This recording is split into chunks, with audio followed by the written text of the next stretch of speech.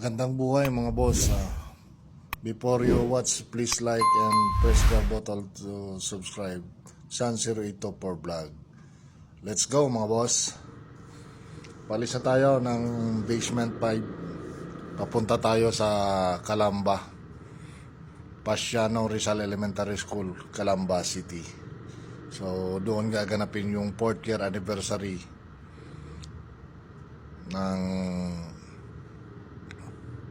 Calamba Riders Club. So ang gagawin natin doon, so magba-bloodletting tayo mga boss. Sa sponsored and in-invite tayo ni Kabalikat Larknet sa pamumuno ni Sir Noel Bondalian.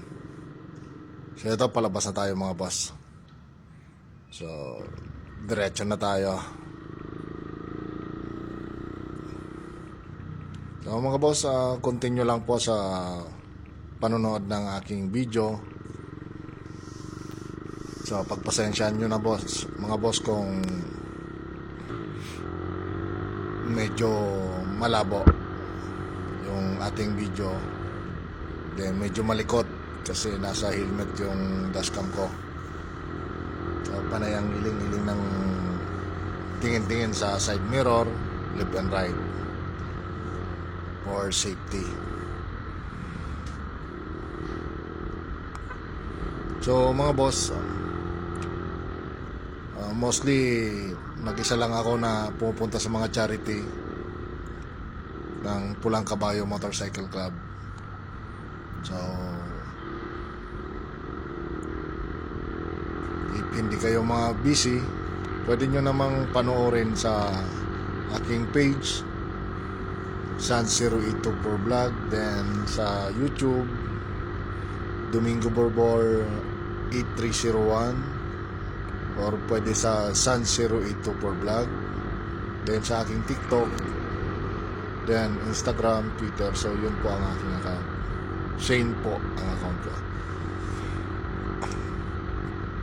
So papunta tayo mga boss ng tapat ng gate 3. Ikot tayo sa C6 extension ang daan natin para mas madali.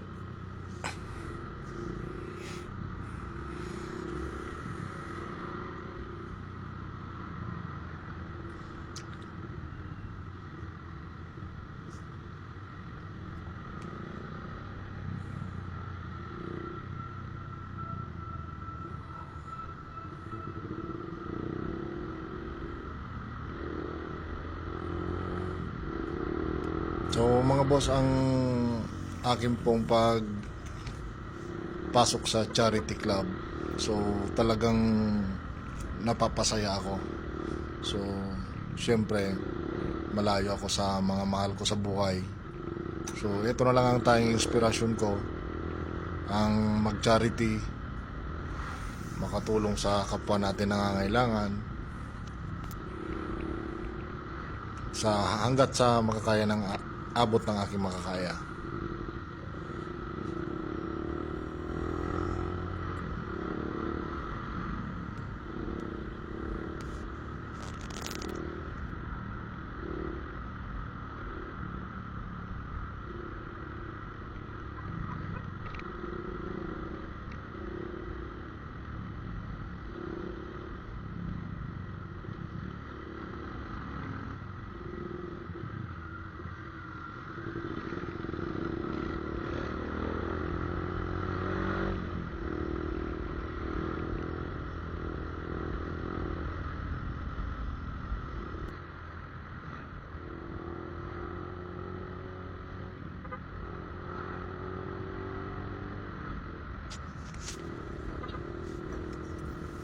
So ito mga boss, pag dito ka dumaan, hindi talaga masyadong matraffic. So best way ito papuntang Muntinlupa.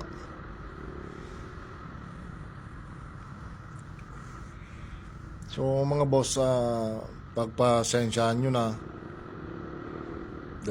dahil kadalasan ako lang talaga lagi pumupunta sa mga charity na nag-i-invite sa akin bilang isang leader ng Pulang Kabayo Motorcycle Club.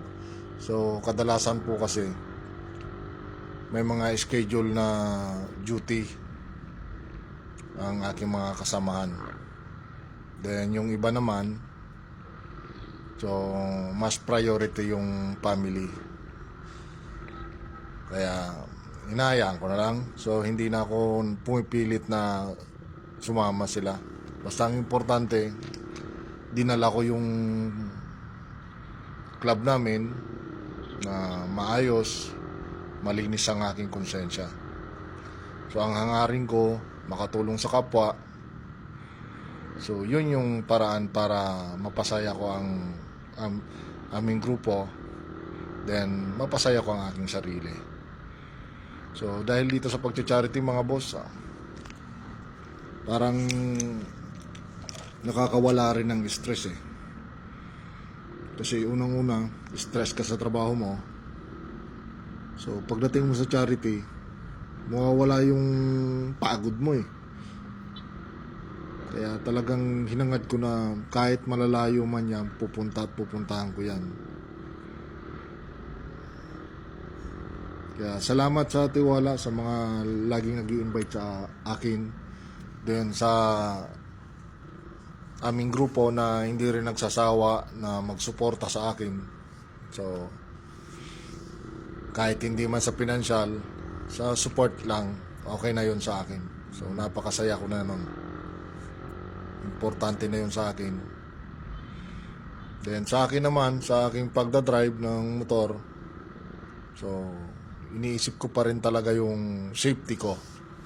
Safety first. Kaya kung makita nyo, talagang inuunti-unti kong makapag provide ng gamit ko para sa pagmumotor ko ng safety tayo. Kasi syempre, alam mo na, hindi naman natin hinahangad, hindi natin alam, may mga kamote rin na kapwa natin driver sa kalsada. So kahit anong kaiingat natin, so nandyan pa rin yan. Kaya mas maigi ng doble ingat. So payo ko lang po sa lahat ng mga motorista, so doble ingat. Laging isipin nyo lagi na once na sumampa tayo sa ating sasakyan, magmotor man yan, magbike, four wheels, ano pa man yan, isipin lagi natin, umalis tayo ng bahay na may pamilya tayong iniwan, may babalikan tayong pamilya. So may naghihintay sa atin. Kaya safety lagi ang isipin. So ride safe sa lahat.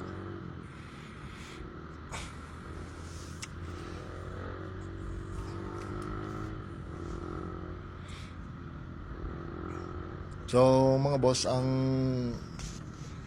aming grupo, Pulang Kabayo Motorcycle Club, so ito'y samahan lang talaga ng mga security sa aming company na may mga motor. So ginawa namin club, binuo namin na club.